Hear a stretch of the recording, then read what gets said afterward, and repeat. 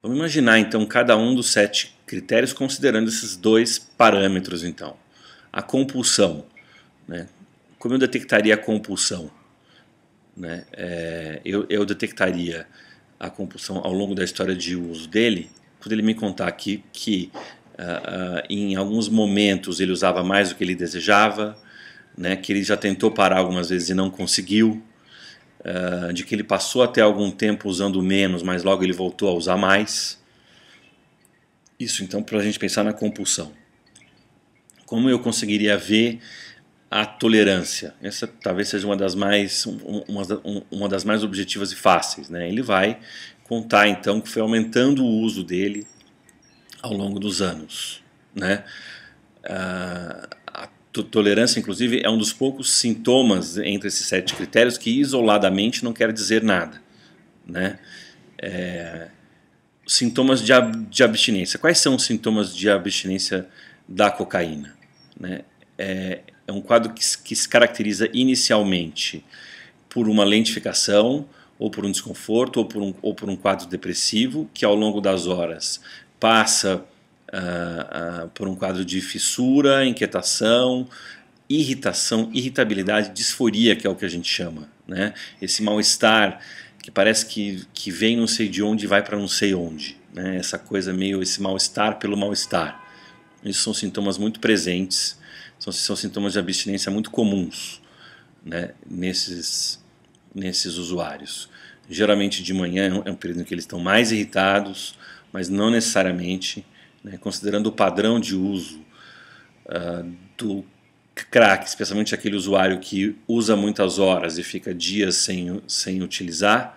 Não é incomum então eles usarem, se ficarem um pouco deprês nas primeiras horas depois desses dias usando, vão ficando paulatinamente bem, até o momento que se sentem até bem, dispostos, estáveis.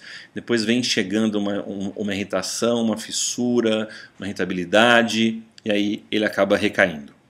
Né? Então isso tudo já era um prenúncio, já é uma fissura, já é uma abstinência, que geralmente ele já tem um padrão de evitação, e aí já é o 4º critério.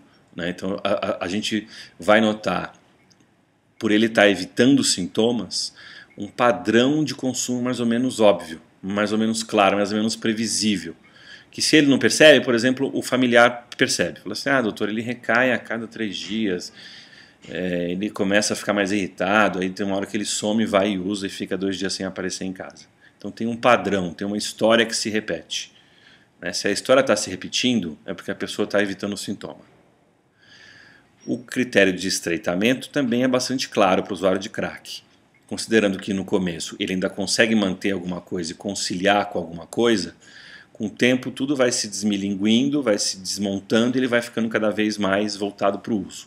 Então aí eu também já falei da saliência do uso, que no começo ele até consegue combinar com algumas coisas e depois ele vai cada vez mais privilegiando o uso.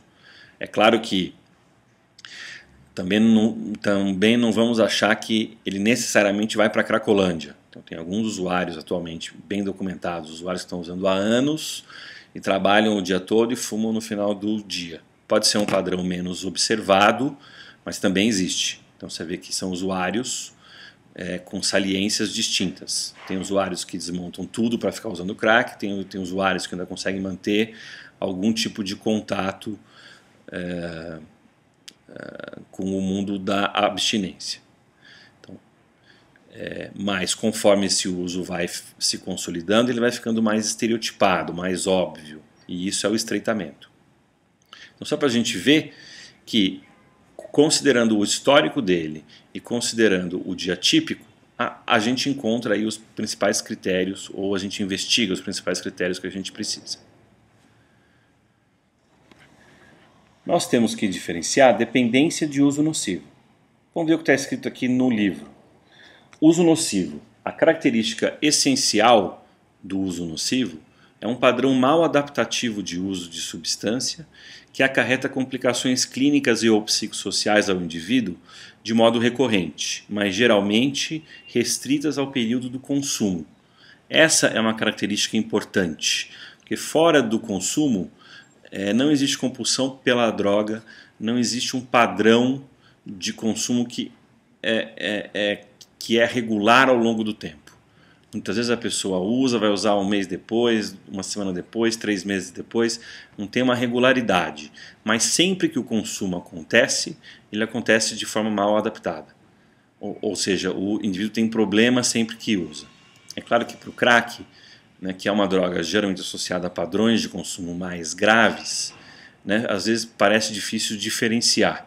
Mas se a gente pensar, por exemplo, no álcool, é muito comum, né, ou com alguma frequência, a gente encontra pacientes que falam assim, eu não bebo, fico muito tempo sem beber, mas sempre que eu bebo eu tenho problemas. Eu brigo, bato o carro, eu bebo demais, enfim, não existe a possibilidade de beber com moderação, por mais que ele queira. Então, isso eu considero o uso nocivo. Mas, então, assim, é aquele uso onde os problemas se concentram no episódio de uso. Fora do episódio, tudo acontece dentro da normalidade. Ao passo que na dependência, não. Né? A pessoa passa a monopolizar a vida dela para o uso e o entorno tende a ficar menos importante. Por fim, a questão da gravidade. Então, conforme eu disse, né, na hora de investigar os 7 critérios, não importa a etiologia, cada um tem a sua linha explicativa e explica aquele problema como achar que deve explicar. E é uma investigação de caráter universal. Ou seja, eu vou buscar uma condição que se repete em todos os indivíduos que usam, que pode se repetir, independentemente da droga que eles utilizem. Eu particularizo o meu diagnóstico no instante em que eu investigo a gravidade de cada um dos 7 critérios. Então aqui, há pouco, eu citei o exemplo do usuário de crack. Eu conseguia trabalhar durante o dia e usava só no final do dia, e o usuário que vivia lá na Cracolândia. Se eu investigar os critérios, eu talvez encontre os 7 critérios para os dois, mas a gravidade é diferente. O primeiro, o usuário demonstra que ele tem uma capacidade maior de se organizar. Né? Ele consegue trabalhar ainda, por mais precário que isso seja, por melhor que ele pudesse ser ainda, por mais que isso esteja prejudicando a vida dele, esse alguém que me mostra que tem ainda alguma organização. Né? Ele não é tão compulsivo, ele ainda consegue, ele não deixa a saliência do uso prejudicar tanto outros campos da vida dele.